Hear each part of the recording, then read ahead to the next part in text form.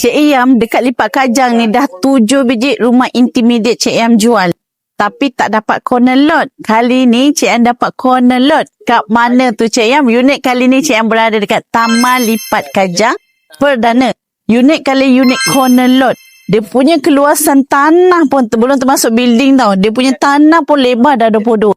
Keseluruhan tanah ni 2,809 square feet. Unit corner, 3 bilik, 2 bilik air. Ada tanah yang besar dekat sini. Dia nak buat gazebo boleh, nak buat garden boleh. So, siapa yang cari unit area Lipat Kajang Perdana, nak rumah corner, facing open, tak menghadap rumah lain. Paling best unit kalau corner ni, parking tak ada masalah. Kenduri tak bergaduh dengan orang. Nak buat apa-apa event dah senang. Tak payah sewa dewan. So, siapa yang belum subscribe video Cik Yam, jangan lupa. Saya Cik Yam Aslan. Jangan lupa subscribe, like dan komen. So, sharekan dengan saudara mara yang nak cari unit area Melaka. Jangan lupa komen, like, share. Jom Cik Yam buat ke next destinasi. Bye!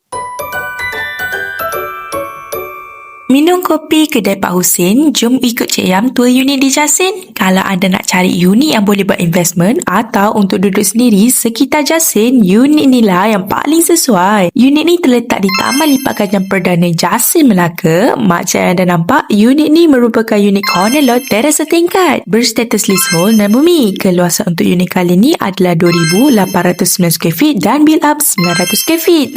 Besar kan? Unit ni ada 3 bilik dan 2 bilik air. Macam yang anda nampak, kapus unit ni muat tau kalau nak letak 2 biji kereta. Nak letak depan rumah pun boleh sebab facing open, tak menghadap rumah lain. Nak parking tepi unit ni pun tak ada masalah. Bila tanah besar macam ni, bolehlah anda nak bercucuk tanam, nak tanam bunga boleh, sayur boleh, nak tanam pokok buah pun boleh. Kalau nak renovate besarkan bahagian dapur dan tambahkan bilik pun okey juga kan? Macam cik yang cakap tadilah, unit ni boleh buat investment sebab unit ni dekat dengan kemudahan. Nak buat sewa boleh, homestay pun boleh. Okey sangat kan? Antara kemudahan yang dekat adalah short lot, jalan kaki pun dah boleh sampai. Bandar Jasin 8 minit je. Kalau nak ke sekolah anak-anak pun dekat juga. SK terentang 7 minit. SMK Tan Sri Haji Abdul Aziz Tapak 8 minit. Baru tengok bahagian luar pun dah menarik kan? Belum tengok bahagian dalam lagi. Jom Cik bawa anda tengok dekat bahagian dalam pula. Ruang tamu unit ni jenis memanjang. Jadi bolehlah anda nak tambah partition ke, nak letak meja makan sekalipun okey juga. Bukan tu je tau, bilik master unit ni pun luas sangat. Siap ada bilik air sekali.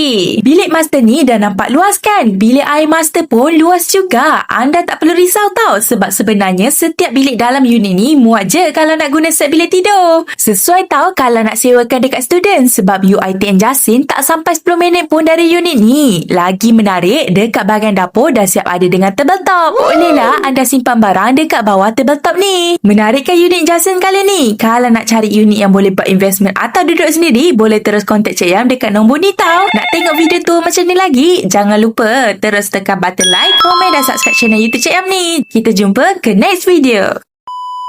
You nak buat gazebo boleh, boleh. Jom Cik Yam buat ke next destinasi. Bye. Aku dah tak ada air. Susah kira mu. Kita tak tahu lah.